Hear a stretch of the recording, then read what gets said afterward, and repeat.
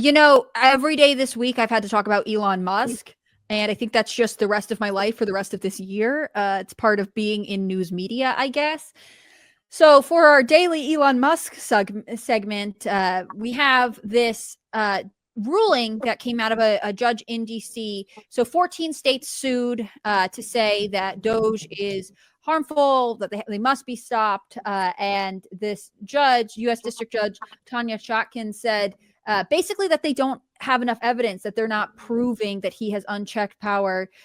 She said she didn't think the states had shown necessary evidence of imminent harm to merit court intervention at this stage, which I think was really disappointing to a lot of people. They've gotten a couple different injunctions from judges for other executive orders, but they haven't successfully been able to just ban DOGE from operating. And at the same time, we got this message from the White House. So DOGE's place in the government and in the Trump administration has been a little bit confusing to a lot of people. And this is from The Hill. White House says Elon Musk is not a part of DOGE. So the White House has said that Elon Musk is technically not a part of the Department of Government Efficiency, DOGE, even though the tech billionaire is said to be leading its sweeping cost-cutting efforts. Musk is an employee of the White House office and serves as a senior advisor to the president, according to a court filing from Joshua Fisher, director of White House Office Administration. So there's an obvious question of who is the executor at DOGE, who's in charge of this stuff. What do you guys make of Elon Musk and Trump's relationship these days? I think that this whole play out was the most brilliant thing that the Trump administration has done so far, because all of these states, the 14 states, are suing DOGE/Elon because it's unconstitutional, which it's not, because other presidents have had departments of government efficiency before. Woodrow Wilson had the Bureau of Efficiency or whatever it was called. Reagan did the same thing. FDR did it. Truman did it. So it is legal, and the states do know it's legal. They're going to lose in court, but that wasn't the point. They knew they were going to lose, and it didn't matter. The point was to get all of this lawfare taking up time and tie DOGE's hands for the next, 2 years maybe. That would be awfully convenient. It wouldn't be able to do anything, and they would have enough time to burn documents, to get their people in, to hide money trails. But what the Trump administration did was say, well, Elon's actually not the leader, after making it seem this entire time that Elon was in charge of DOGE. So it's saying, oh, you got the wrong guy.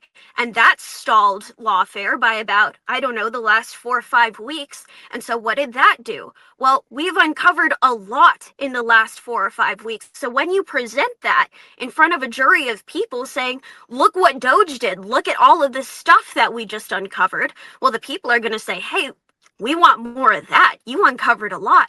And any congressman or representative that goes and says, I hate DOGE, that's terrible, they're going to look awfully suspicious. People are going to be very suspicious of anyone who's doubting them, because what do you have to hide? So it really was a brilliant play. And I know this might be cringy to say, but without DOGE, this would have been the fall of Rome. A democracy has a life expectancy of about, 250 years. And the thing that kills it is corruption. Every single time. We were outliving our life expectancy, and we were corrupt. We are very, very corrupt. We might be saving democracy / our republic, but this would have been the fall, and this was a Julius Caesar moment. However cringy that sounds, that is exactly what it was. And, thank God. What do you think, Emily? I agree with Joy that it was masterfully managed. I'm in law school right now, and I can tell you this is not very DOGE and Elon Musk is very unpopular with my fellow law students. It's like a daily conversation that, none of us can escape him. I am frequently the minority, taking the minority view on. I love the cuts. As a child of a family where almost everybody's federal employees, I know very well firsthand, having been, obviously in the military for a decade, how much fraud, waste, and abuse and complete just worthless sucks of oxygen a lot of these government employees are. And I've been finding it very interesting how even conservatives who at first were all about DOGE, when their own jobs or the law or the jobs of their own loved ones are being affected, they're now wanting to come after Elon Musk. I have to say, I don't trust Elon Musk. I never did. That doesn't mean that I'm not loving the short-term wins that we're getting here and I'm absolutely loving just completely cutting out agencies. I have a sister who's incredibly liberal who left USAID just in time, but skedaddled over to the State Department, and that needs to be next. They need to go after the State Department because as a parent organization to USAID, we're just scratching the surface at the amount of ridiculousness that's being uncovered. And I agree with Joy that preventing or stalling the lawfare by basically disavowing everything that's in these liberal pleadings that are in these lawsuits and saying, hey, you guys have it all wrong from the start. Elon Musk is allowed to be the senior advisor. And it's just so ridiculous that these people are coming out and saying, oh, but he's not an elected official. We never elected Elon. You see everybody out there with their signs like he's not an elected official. Excuse me, Harris wasn't elected in the primary. They didn't care about that. They just were completely fine with having that selection for them. But now they're trying to say that, oh, the president's not allowed to have an advisor. And it's really no different than them crying about the fact that there's been 64 plus executive orders by the Trump administration in the first month.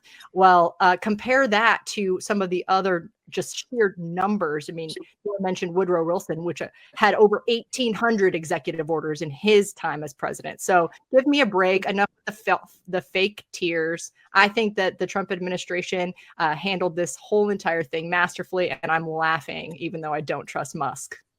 It's weird. Musk is not someone that I necessarily trust 100%, but no one, I think even, maybe not hardcore left-wing people, but definitely tons of moderate people who aren't that interested in politics are like, yes, we should evaluate these agencies. Yes, of course they are wasting money. Like there are tons of people who are supportive of evaluating the efficiency of government. And you see, I know we've talked about language a little bit today, you keep seeing headlines trying to attack Musk. Again, there's tons of stuff about Musk that I would not recommend. I think his family situation's not so good. There are I wouldn't pick him as a role model for everything, but he is interesting. He's grown a lot of big businesses. He's obviously someone who has an incredible cultural influence right now. I don't know that trying to pretend like he's this villain mastermind is going to work for the public. But you'll get headlines that say, well, they're potentially compromising privacy. Oh, well, they're accessing sensitive data for millions of Americans, when we know that the Biden administration used the intelligence agencies to spy on Americans. We know that the liberal media does not care about your privacy at all until it benefits them. It, to me, feels like they're sort of tapping around to see what sparks a reaction from the right. The same way that TikTok, when it was under fire, their CEO came over and was like, but free speech. We know you guys like that word. Us too. It's interesting. There's almost too much Musk panic for me. Yeah, I completely agree. And I understand not wanting to trust Musk. Musk is a very intelligent, very creative, ridiculously high in openness personality. And sometimes that personality can get a little bit carried away, which is why you put in stop losses. You protect, you let him go, you unleash the beast on whatever you need to be attacked. He will do that, and he will go full force into it. And then you have a stop loss. So, but here's the line. So somebody does have to draw a line. You can't let it go unchecked. But that's why we have a system of checks and balances. That's why it's a whole government organization of many moving parts working together. He's not a lone actor. So unleashing him in whatever it is that he is specifically doing, I think he's doing a great job so far. Do you think he and Trump are in a honeymoon period? It's hard for me to imagine Elon Musk staying in this capacity for 4 years. Even if he and Trump don't have some sort of falling out or dispute. He just is kind of a high energy guy. He seems to bounce from project to project. Yeah. No, I don't. I think that, maybe like the Sean Hannity interview they just did. It was cute. People were like, "Oh, they're brothers. It's nice." I don't think they care, or anybody in that space cares if they get along. It is not about the relationships they have with each other. It could be real, or it could just be media. I don't think it matters. The point is, he is there to do a job. They're both losing money, so they're doing that job because they care about the outcome of what they're doing.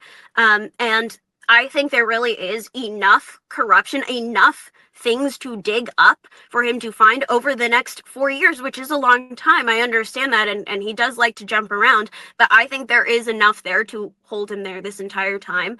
I don't think the honeymoon thing really matters at all. The relationships in politics are usually fake, and if they're not, it doesn't really make a difference to the business deals anyway. And at the end of the day, they're both businessmen. Yeah, I think Trump isn't going to surround himself with somebody for a long period of time that just grates on his nerves. I think we've seen it's.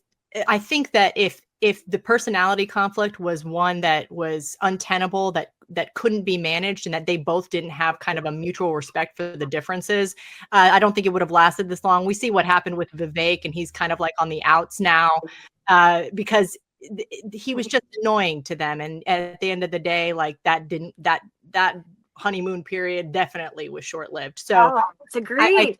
Yeah, my take, and I have no proof, this is just my thought. I don't think there was a falling out. I think that's going to come back in case Elon Musk gets sued by the states or by some government agency, and they take him out of DOGE. Vivek is that runner-up. He's going to replace him. I think Vivek and Elon Musk are too dominant of personalities to work together. Right. I don't know that the point was they ever do it together. I don't know. But I don't know that Vivek is the heir apparent right now, just because he's now sort of saying, "Oh, I'm going to run for governor over here." Maybe, but it's hard to say. That's one of the other personality puzzles we have to watch unfold over the next couple of years. Yeah, right.